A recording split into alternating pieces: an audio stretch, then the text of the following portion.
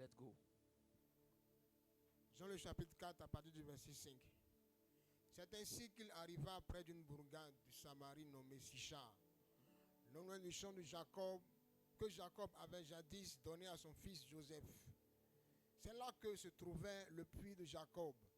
Jésus, fatigué du voyage, s'assit au bord du puits. Il était environ midi. Une femme samaritaine vint pour puiser de l'eau. Jésus s'adressa à elle. « S'il te plaît, donne-moi à boire un peu d'eau. » Ses disciples étaient allés à la ville pour acheter de quoi manger. La Samaritaine s'exclama, « Comment? Tu es juif et tu me demandes à boire, à moi qui suis samaritaine. » Les Juifs, en effet, évitaient toute relation avec les Samaritains. Jésus lui dit, « Si tu savais quel était le don de Dieu, quel don Dieu veut te faire, et quel est celui qui te demande à boire, c'est toi qui aurais demandé à boire et qui t'aurait donné, et il t'aurait donné de l'eau de vie. » Mais maître, répondit la femme, non seulement tu n'as pas de seau, mais le puits est profond. D'où l'attires-tu donc ton eau vive? Tu ne vas pas te prétendre plus grand que notre ancêtre Jacob, auquel nous devons ce puits, et qui a bu lui-même de son eau, ainsi que ses enfants et ses troupeaux. Celui qui boit de cette eau, reprit Jésus, aura de nouveau soif. Mais celui qui boira de l'eau que je lui donnerai n'aura plus jamais soif. Bien plus, l'eau que je lui donnerai deviendra en lui une source intarissable qui jaillira jusque dans la vie éternelle. Amen. Amen. Saute, va au verset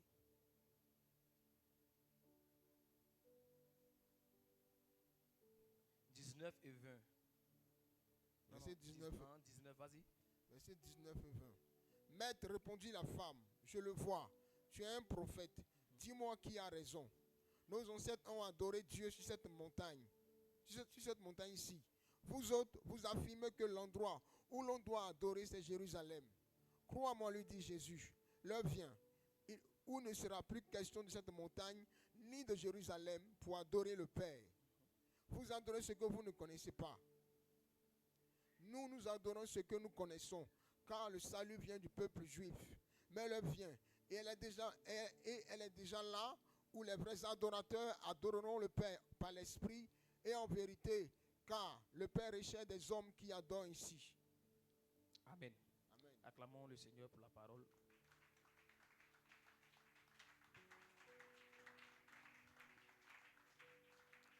Que Dieu nous bénisse. Nous fermons les yeux et je vais prier. Seigneur, merci pour ta parole. Je prie que tu me donnes, Seigneur, de véhiculer le message comme tu me l'as donné. Et que, Père, ce message ait de l'impact dans la vie de quelqu'un au nom de Jésus.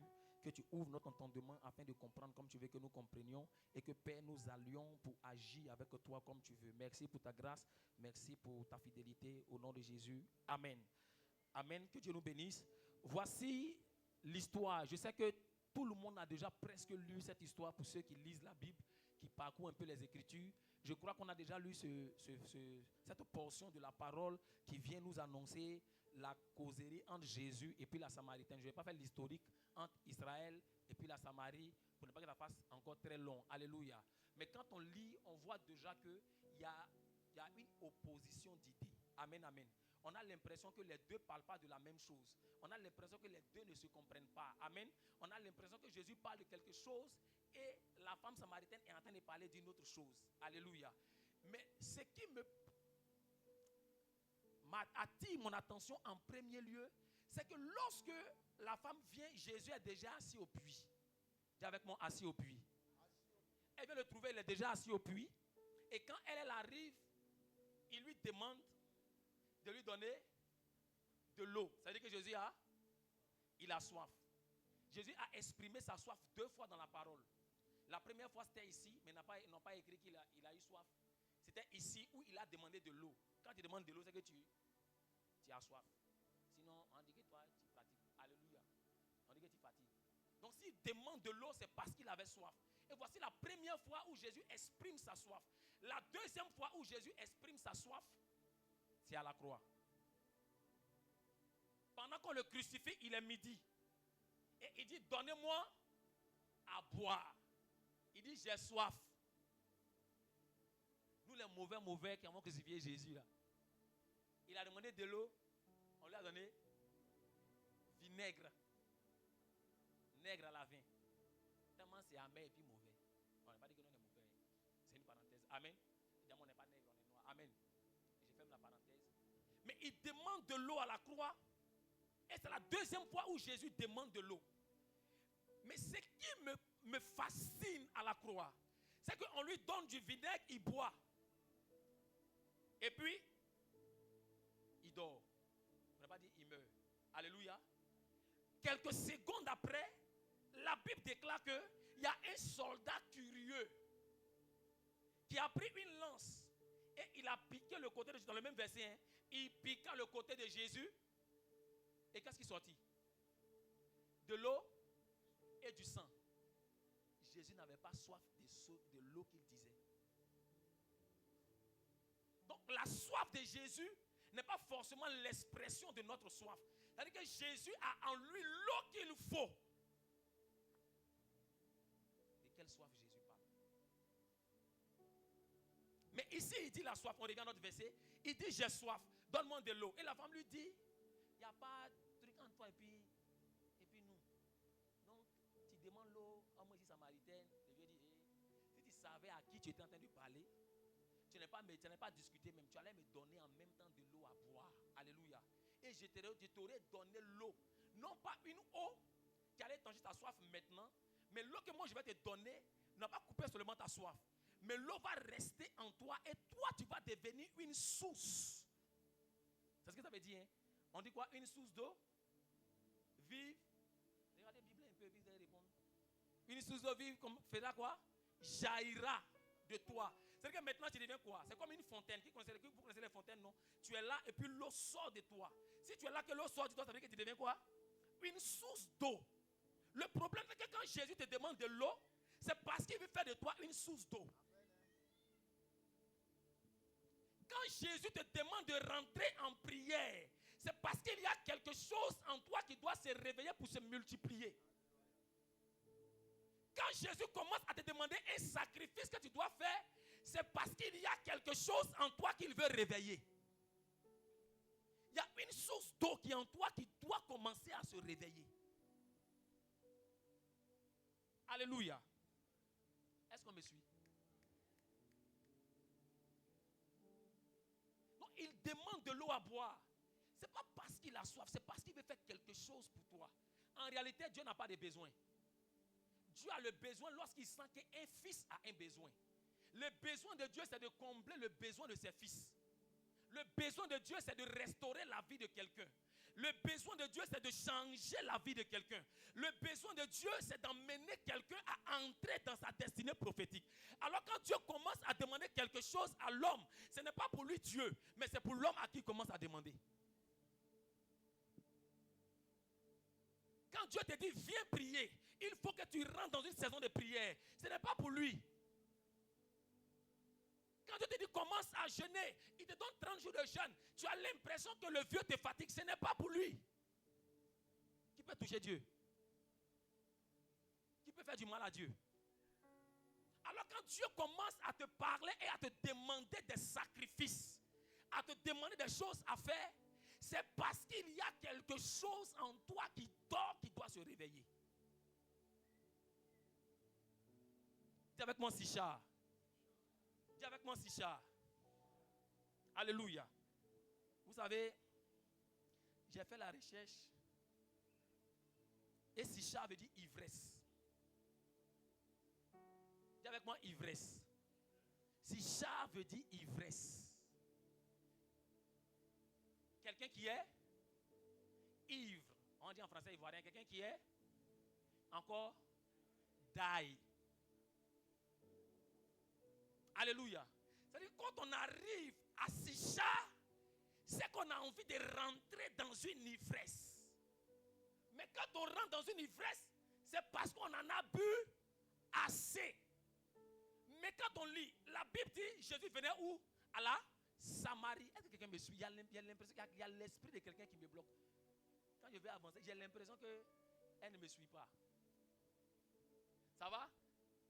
Bon, on est prédicateur comme ça. Quand nous on prêche là, et voilà, quand on revient souvent parce qu'on a l'impression, on veut que tout le monde comprenne.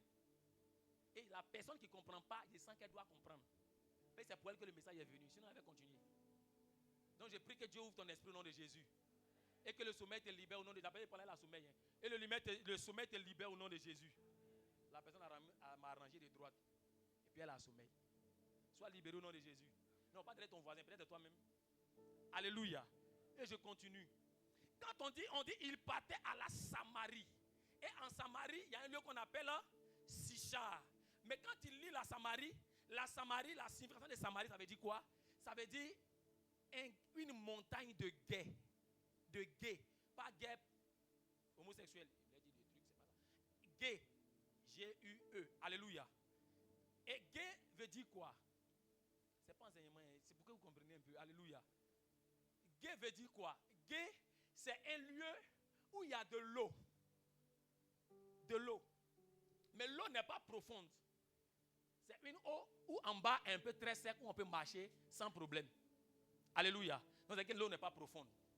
Mais il y a déjà une eau à Samarie. Mais Dieu veut qu'on rentre dans une autre phase en commençant à être ivre. C'est-à-dire que même ceux qui sont à Samarie boivent l'eau. Mais ce n'est pas au niveau que Dieu veut qu'ils boivent.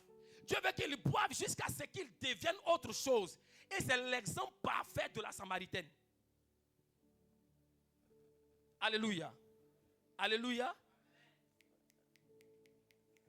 Acclamons le Seigneur. Tiens-toi debout et puis acclame le Seigneur. S'il te plaît, tiens-toi debout, acclame le Seigneur.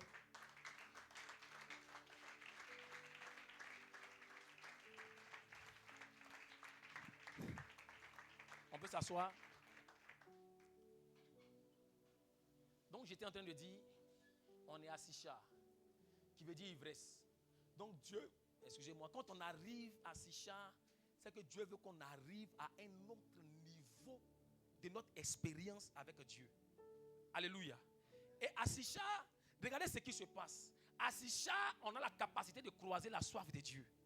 On a la capacité de croiser l'envie de Dieu, le besoin de Dieu. On a là-bas le Dieu qui a un besoin. Oh, j'ai dit tout à l'heure que Dieu n'a pas de besoin. Mais le besoin de Dieu se trouve en celui en qui Dieu parle. Alléluia. C'est-à-dire que quand Dieu est en train de te parler, c'est qu'il y a quelque chose en toi. C'est pour cela qu'il dit à Abraham, quitte le lieu où tu es là. Va vers le lieu que je te montrerai. Ça veut dire quoi? Est-ce que vous savez que quand Abraham quittait le lieu où il était déjà riche? Est-ce que vous savez ça? Abraham faisait partie, Abraham a déjà la renommée. Quand il quittait, comment on appelle, pour aller en Chaldée, il était déjà quelqu'un qui avait l'argent. La preuve, on évaluait la richesse avec quoi? Les bœufs, les animaux avant. Mais il a quitté là-bas avec des animaux et des serviteurs. Donc Abraham était riche. Mais le problème de Dieu n'était pas la richesse d'Abraham. Le problème de Dieu, c'était le niveau même de la richesse. Parce que quand Dieu fait, il le fait de façon exagérée. Quand Dieu te donne la santé, c'est pour que tu sois en santé pendant 10 à 15 années sans que tu ne tombes malade. Quand Dieu veut te rendre riche, c'est pour que tu sois à un niveau de richesse, que tu sois capable de partager sa richesse sans que tu deviennes pauvre.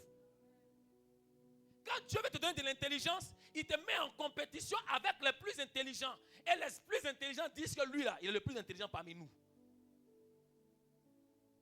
De telle chose que la chose abonde dans ta vie. Alléluia. Et Dieu dit à la femme, j'ai soif. La femme lui dit, mais toi, il peut te donner de l'eau. Il dit, bon, donne-moi l'eau. Moi, mais si tu me demandais de te donner l'eau. Elle lui dit, tu n'as pas... Non, il dit ça dans notre truc là. Ceux qui sont dans le village là. Nous qui avons un village, une puisette. Oh, il y a un nom qu'on donne. On prend pour prendre dans le puits là. Bon, on prend puisette. Amen. Là, pour que tout le monde voie. Mais elle dit, tu n'as pas ça. Il dit, moi, je n'ai pas besoin de ça pour te donner de l'eau. Pendant qu'elle exprimait un besoin, Dieu lui parlait de quelque chose d'autre. Dieu emmenait son esprit quelque part d'autre. C'est comme quand toi, tu es en train de prier. Et tu es en train de dire au Seigneur, Seigneur, Mais mon travail là, je ne comprends pas. Le salaire là, je ne comprends pas. Et puis pendant que tu es en train de parler de salaire, Dieu te dit, ma fille, rentre dans un moment de jeûne. Ou bien il te dit, ma fille, va à l'évangélisation demain. Et puis ton cœur est chaud dans la présence de Dieu. Tu dis au Seigneur, je parle de mon mariage, tu me parles d'intercession. Comment il y a intercédé si ce n'est pas marié? Toutes mes soeurs et mes frères sont en train de se marier, tu me demandes d'aller à l'intercession. Comment on peut intercéder? Ah bon, c'est du vieux du bal. Seigneur, mon contrat n'est pas encore signé. Aïe! Quand est-ce qu'on a disait prier? Est-ce que tu sais que c'est parce que tu as fait ça que j'ai fait ça? Chaque fois que tu pries, la condition d'exaucement se trouve dans ma bouche. Quand je te donne une information, c'est la condition pour que tu rentres dans l'exaucement de ton sujet de prière. Les gens sont prêts à pleurer dans la présence de Dieu sans écouter le Seigneur. Les gens sont prêts à pleurer dans la présence de Dieu sans obéir aux recommandations que Dieu va donner. La soif de Dieu croise la soif des hommes et il y a une transformation qui se fait quelque part.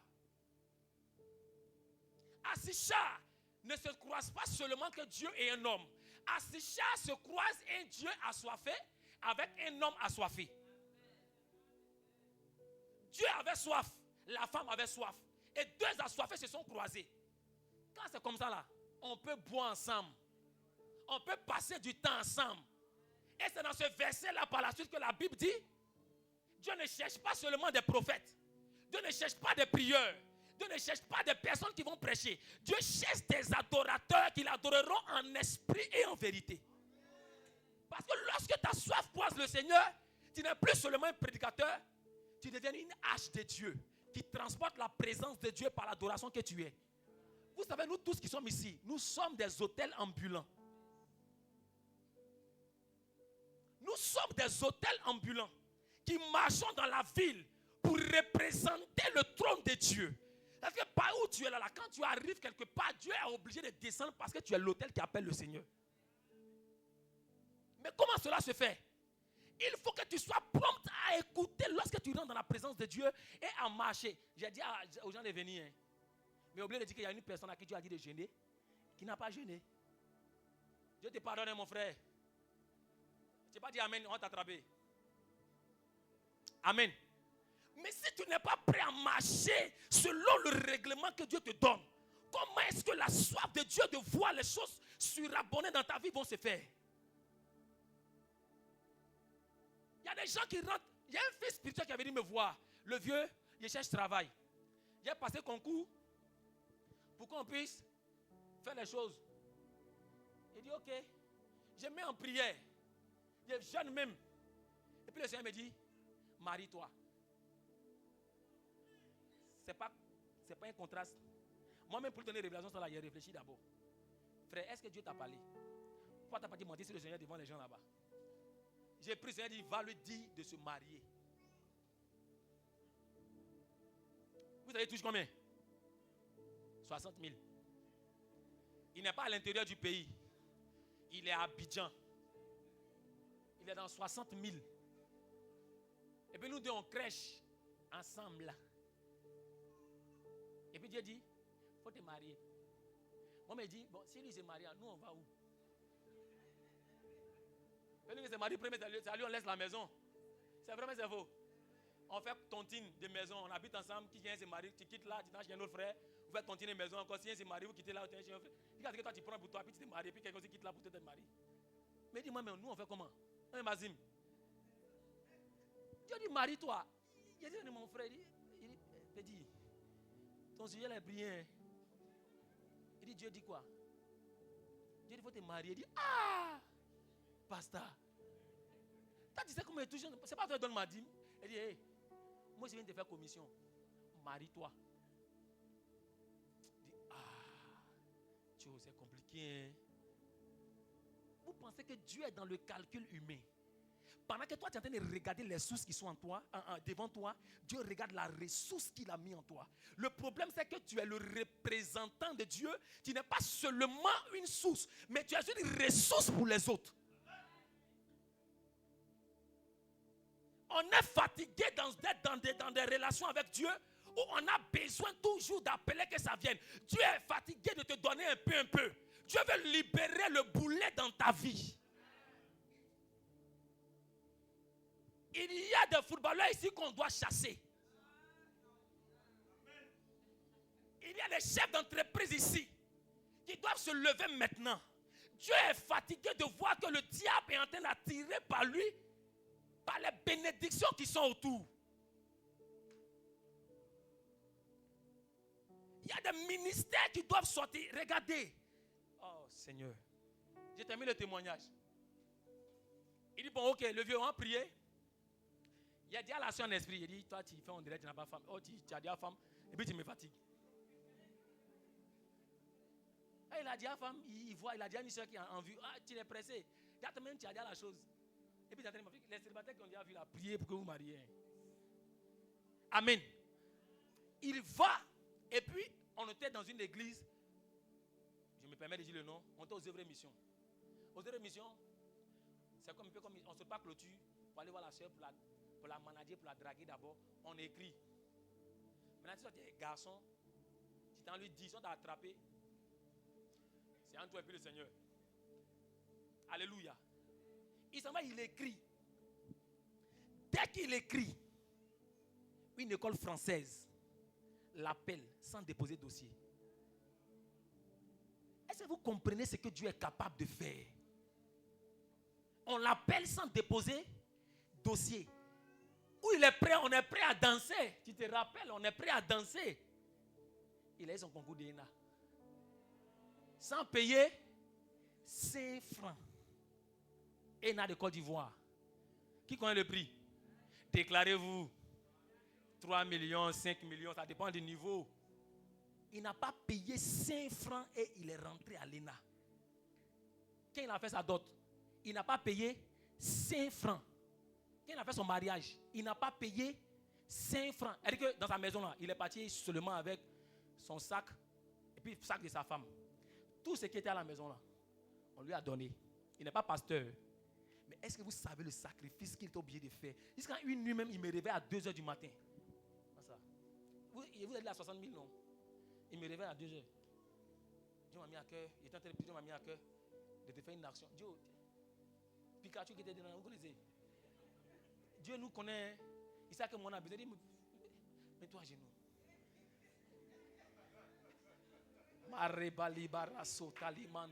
Il y a un autre parlant en langue qui sort. Tu viens de sommeil, on te donne.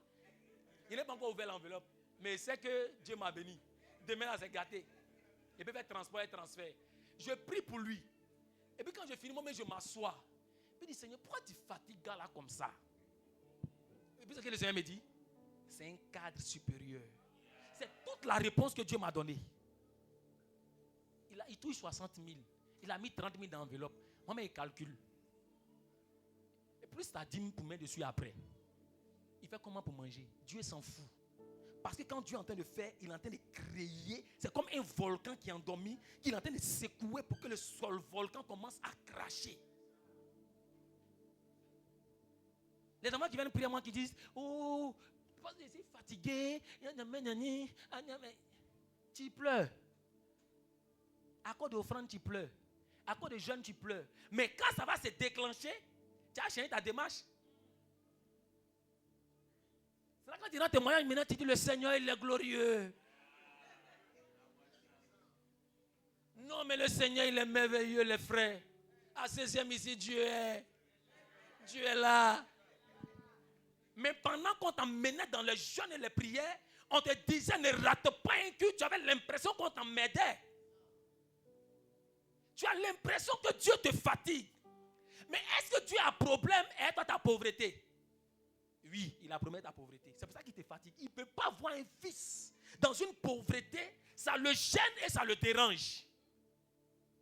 On a combien de personnes aujourd'hui qui sont prêtes à se sacrifier?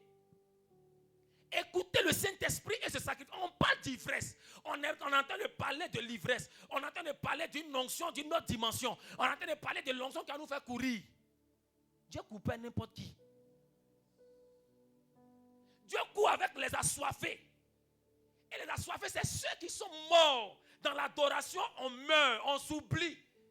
C'est dans l'adoration, on parle seulement que des mérites de Dieu. On ne parle que de Dieu. Et l'adoration, c'est le sacrifice. Quand on arrive à Sichar, de Samaritaine, on passe à vrai adorateur, mais on passe à un instrument, j'ai dit une ressource pour les autres. Regardez, quand vous lisez, j'ai voulu qu'il aille trop loin, parce que quand on a lu, quand Jésus a fini de lui parler, qu'est-ce qu'elle a fait? Elle a couru, elle allait faire quoi? Elle allait parler de ce que Jésus a fait aux autres personnes. Quand tu arrives à Sichar, que tu as croisé le Dieu qui avait soif et qui a comblé ta soif, tu deviens un témoignage pour les autres. Ta bouche ne peut plus se fermer. C'est dans ça que tu es obligé d'aller dire, je suis allé quelque part. Là-bas, là, Dieu est là-bas. Dieu a fait. Frère, tu te rappelles de mon sujet? Dieu a fait. Dieu veut faire encore. Dis avec moi, Dieu veut faire encore. Je ne sens même pas la force dans ce que tu dis. Dis avec moi, Dieu veut faire encore. Est-ce que tu crois que Dieu veut faire encore? Tu es fatigué de voir les gens mourir n'importe comment. Dieu a besoin de... Il a soif. Je vous assure que actuellement dans le temps où nous sommes, Dieu a soif de te voir dans ta position qu'il a prévue depuis longtemps. Dieu a soif. Mais il faut que la soif de Dieu croise la soif des hommes. Il faut que ta soif là coïncide avec la soif de Dieu. Je disais à un de mes petits qui est venu me voir hier. Quand il dit, pas oublier le. Sinon, c'est parti. Alléluia. Et pendant que j'ai changé avec lui, j'ai eu une information en semaine où on aime un homme de Dieu. Dis avec moi, il faut que ça change. Il y a eu deux informations même. Il y a une qui vient d'arriver, qui m'est revenue. Mais pendant que je parlais, il y a une information qui m'est venue. Où un homme de Dieu, sa femme devait sortir. Et puis, il était un peu à sec. Tu vois ce qu'il a dit? Il était comment? C'est pour ça que quand Dieu te dit, va voir l'homme de Dieu, il faut le faire une offrande, il faut aller faire. C'est parce qu'il est à sec.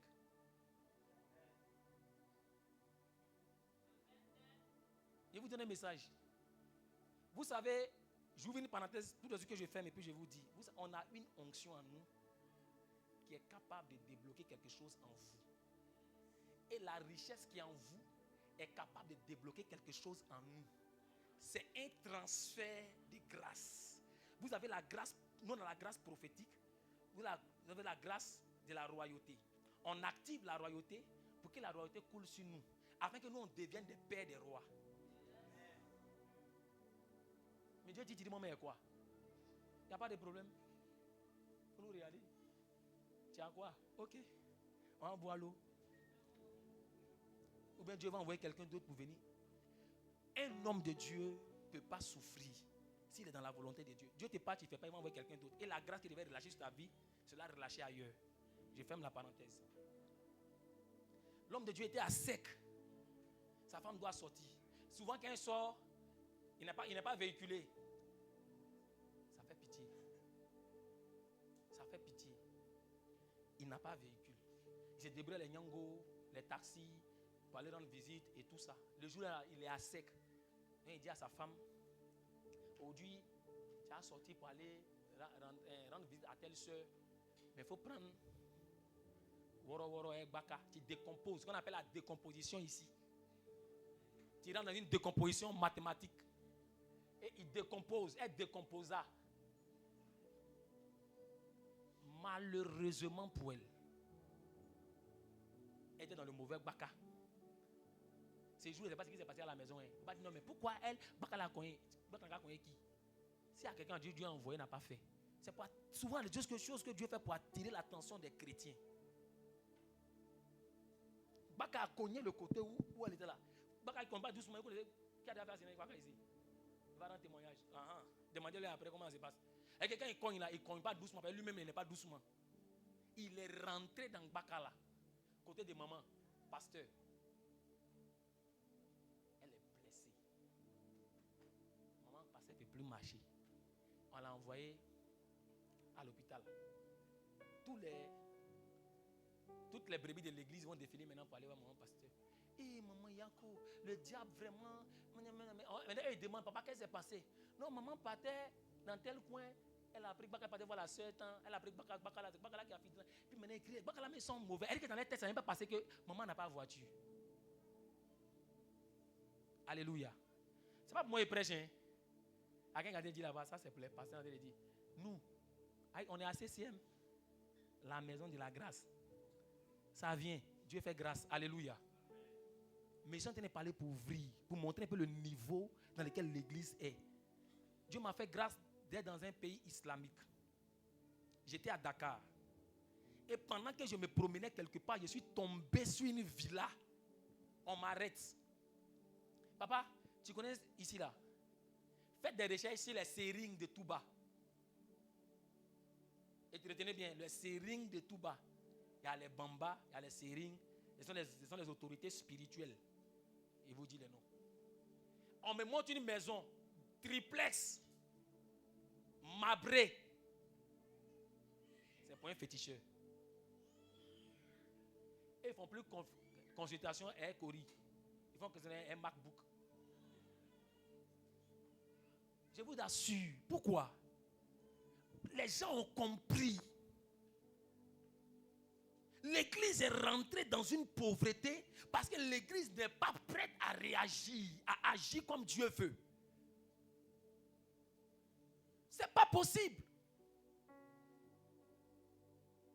On dit, dame de 100 millions. Il revient encore. Pourquoi il dit ça beaucoup même? C'est pour vous rappeler juste. Amen. On ne peut pas se lever. J'ai dit au Seigneur hier, au petit, mais on est dans un problème. On dit qu'il n'y avait pas d'indigents, mais aujourd'hui là, on a combien de cas sociaux parmi nous? La soif de Dieu, c'est que toutes ces choses doivent changer dans l'église. On doit être puissant spirituellement. On doit être puissant matériellement. On doit être puissant socialement. Il faut que Dieu établisse des personnes comme chefs d'entreprise. Il faut que Dieu établisse des personnes comme ministres. Il y a une nouvelle qui m'a plu au moins dans cette semaine. La fille de l'apôtre Coutinho, Grâce Coutinho, que ceux qui suivent au Congo, elle a 24 ans. Prophétesse voyante, dangereuse. Elle est venue en Côte d'Ivoire ici. Elle a donné nom de ville, on dirait amusement. Pays, elle a donné. Et puis elle prêche. Ils ont mis son papa en prison, il avait 7 ans. Il est sorti quand il avait 17 ans, je pense. Non, c'est ça. Il avait plus de 10 ans en prison. Aujourd'hui, la consécration, la prière, elle est ministre de la jeunesse au Congo. Quand Dieu commence à travailler, c'est comme ça qu'il positionne les gens.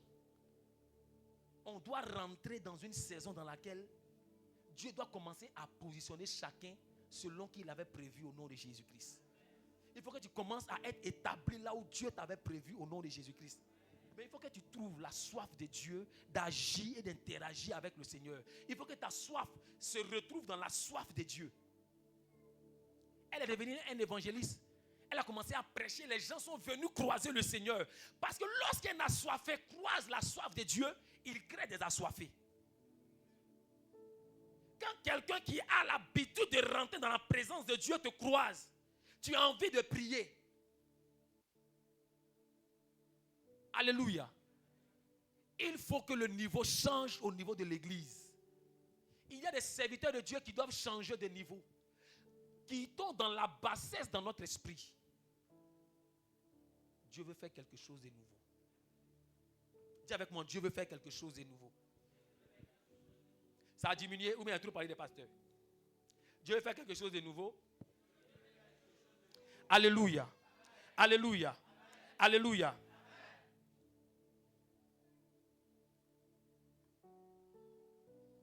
À Sichar, il faut que le niveau monte. À Sichar, il faut qu'on devienne des adorateurs. Comme je disais, il lui a dit, si moi je te donne de l'eau, une source d'eau vive coulera de toi. Ce n'est pas seulement une source d'eau, mais une source d'eau vive coulera de toi. Et on a remarqué que dès l'instant qu'elle a croisé le Seigneur, qu'elle est sortie, elle est devenue automatiquement quelqu'un qui a commencé à donner la vie autour d'elle. Je vais t'annoncer que tu es quelqu'un qui doit commencer à donner la vie là où tu te trouves au nom de Jésus. Tu sais, normalement, l'eau qui est en toi, qui jaillit, arrose tout lieu de sécheresse dans lequel tu te trouves, de telle sorte que le lieu là devient un lieu où l'abondance commence à être. Parce que toi-même, tu es le symbole de l'abondance. Tu es le symbole de la bénédiction. Tu es le symbole de la richesse. Tu es le symbole de la grâce. Et elle est allée, elle a pris des personnes, elle les a connectées à la vie. Et ils ont dit, nous ne croyons plus parce que tu as dit, mais nous croyons parce que nous avons vu. Parce que tu es quelqu'un qui va montrer, mais les gens vont expérimenter ce que tu as expérimenté pour qu'ils puissent rester continuellement dans la présence de Dieu. Dieu ne cherche pas seulement des personnes qui vont rentrer dans sa présence et qui vont dire, Seigneur, donne-moi l'argent, je vais soutenir le ministère, ou donne-moi l'argent, je vais prier, je vais faire. Ce n'est pas seulement le miracle que Dieu veut. Dieu veut quelqu'un qui est transformé dans son esprit de telle sorte que quand Dieu lui dit, mets-toi à genoux, il se met à genoux sans discuter. C'est là que je parle d'adorateur.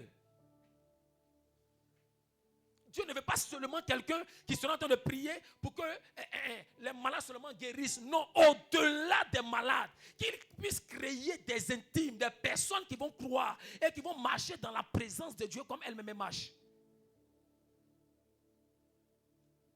À Sisha, Dieu veut élever une race de personnes. Ce n'est pas des personnes que Dieu veut élever, mais une race de personnes.